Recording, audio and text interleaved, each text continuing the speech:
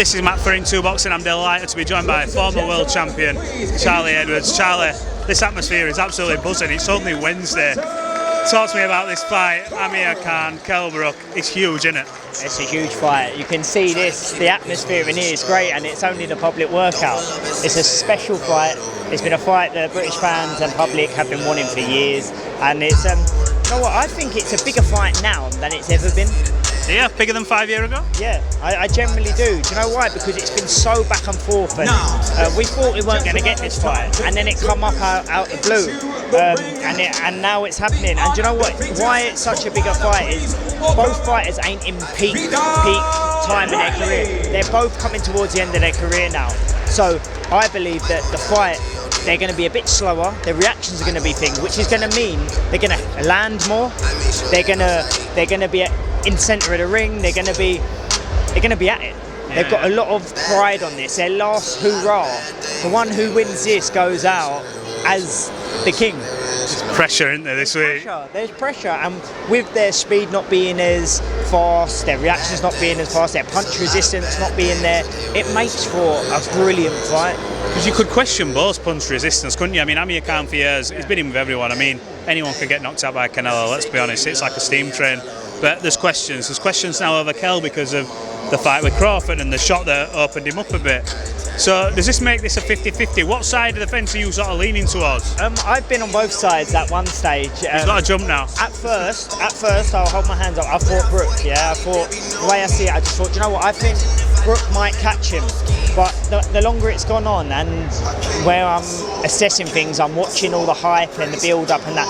Khan's he looks very fresh, he looks very witty, he looks very quick still. Yeah. Kell has come across like not very quick, he looks like he's got a lot on his mind, and maybe the lifestyle in between fights hasn't been the best for Kell. And towards an end of your career, that really, all them years of not living the life will play out. So I'm going with Amir Khan now. I don't think it'll go past 8 though. So a knockout either way? Either way it's going to be a knockout, but I believe, I think Khan will do it. What do you make of the gloves are off, obviously? I think that was probably the best I've ever seen Amir Khan hold court with a fighter. He was very calm and he almost gave Kelly's props in a way to say, oh, well done. And then he was a bit of silence. Is that all gamesmanship to wind Kell? Because Kell's got a lot to go in this fight with. You got to think the weight's in Amir's favour. Is that going to play a part, the weight and obviously the build-up and things that are said? Most definitely. I feel that Khan has really ruffled Kell Brook's feathers. He's got under his skin, and you can tell when going into a fight emotionally attached and it's personal and this and that, it's not good. You go in there when things ain't happening, you get too stiff, you're trying to bomb someone out. Kell thinks he's going to just land and he's going to knock him out. He really thinks that, and he's going to look for it, and that looking for it and forcing it might not actually play out, and it could play into Khan's hand. Another interesting thing, I listened, and Khan said that he's adapted a different strategy. He's always so brave, Khan. He always is too brave for his own good, and he always wants to fight and he always wants to get involved. I think he will be smarter, a lot smarter, and I think that will play out as well. He won't be like gung-ho like he normally is, but his speed is going to be there, I believe, still, and I think he'll be very clever, and I think Brook won't know what's going on at times. It's going to be a great fight. Talk to me about Natasha Jonas. What a time for her. She's, you know, a lot of people saying, you know what, she's the world champion without the belt. She had a great fight with Katie Taylor. Many thought she beat Terry Harper. How pleased are you for her? And she's got a chance now to really sort of get that title so she goes down in the history books. Yeah, I'm so happy for her. Like, Tash is one of the hardest working person I've ever been in the gym with. She's a real student to the game, and you know what? Tash has had it very hard throughout her career. She's never had the rub of the green.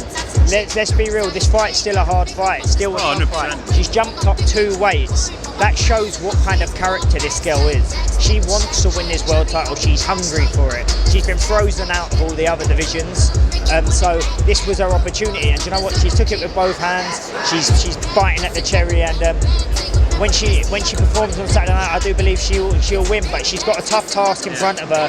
But this shows what Tash is. This shows a real fighting woman that she is. I said that to Ben. I said, look, Tasha's mentality was, get me a belt. I'll go up, I'll go down, I'll stay. Get me a belt, and she's done that. So fair credit to Tasha, and yeah, like I said, we'll see what happens on Saturday. She's a very good fighter, the girl she's fighting, so we'll have to see. No, you can't take anyone for granted. Let's come on to you.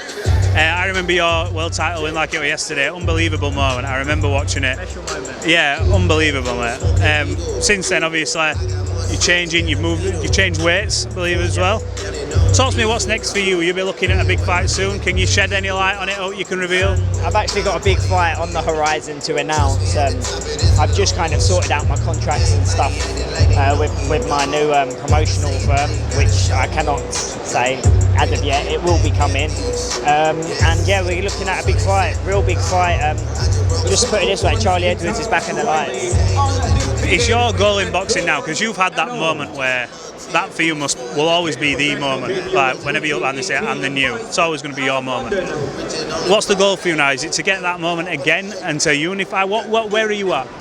Where I'm at in my stage of my career now, like I won the world title at flyweight, a weight I shouldn't have really been fighting at because I'm too big for that weight, and it was it had a time period. I should never have been really down at that weight, but I took the risk to become world champion. So now my next fight, super flyweight, I'm going back down to super flyweight. My last two fights have been at bantamweight, so now it's time to build the legacy. Like I want to win a world title at super flyweight. This time I won't stay around and do what I did last time and drain myself. After I win a world title at super flyweight, I'm moving up to bantamweight, and I'm going to go and do the same there. All timing, everything's going to fall into place at the right time, and that's my aims and my goals in this sport, is to not just be a world champion, to be a 2, 3, 4. Who knows where it can go? But I'm 29 now. I'm coming to the peak years of my career. I'm back in a big fight in my next fight, and I'm pushing now.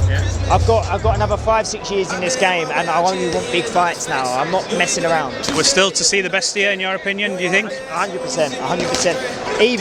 Even at super flyweight, I'm very much more powerful and strong and that. But I believe my better weight division will be bantamweight as I grow over the next few years. But I know I can make super flyweight now, so while the time's right, I will pick up a super flyweight world title. But bantamweight, when I grow and fill out and really fueling my body to the max, I think that will be my best weight division. I suppose my last question to you is, if you have that, I say marquee names, if you get a world title, that just puts you with them, but if you've got that name, that super fight who you look at down the line, whether it be that way or that way, where you go, you know what, before my career's done, I want to share the ring with him, I want that fight. I want to fight Estrada. He's the best in the division. That is a belting fight. That's who we're aiming for. It's looking like it could be possible in the next year or so. So that's the route we're going down. I wouldn't mind sharing a room with Chocolatito. Very great fighter. I also fighting Martinez, isn't he, Chocolatito? And I also want to share the ring again with Martinez. I want to put that right. I want to put that right. At a weight where I'm strong, I'm developed, and he'll come unstuck. That's the fight I want. Listen, legacy fights, I shouldn't have been in the ring that night when I fought him, but in the future I'm going to get my revenge, and that's going to be bittersweet. And Sonny been talking about fighting him quite a bit. Yeah, Sonny has been talking about fighting him. Sonny's still down at flyweight. Obviously Martinez is holding my old title, the WBC flyweight world title, so Sonny wants that fight, but Martinez has stepped up a weight now. It's a big fight for me. I need to put the wrongs right. I was going through a hell of a lot back then. Now I've sparked up with Joe. Now I'm on the rise, and I'm feeling good. Everything's in place. I'm at the right weight. That fight's there, and I guarantee the amount of people that want to see that fight. And me going out there and beating him when I'm fit, strong, on the point, mate. That's what legacies are made of, you know. And like revenge will be bittersweet for me. Absolutely. You look a completely different person from that night to now, and even in the last few camps, night and day. So whatever you're doing, it's working. But look, thanks for giving your time talking to Into Boxing.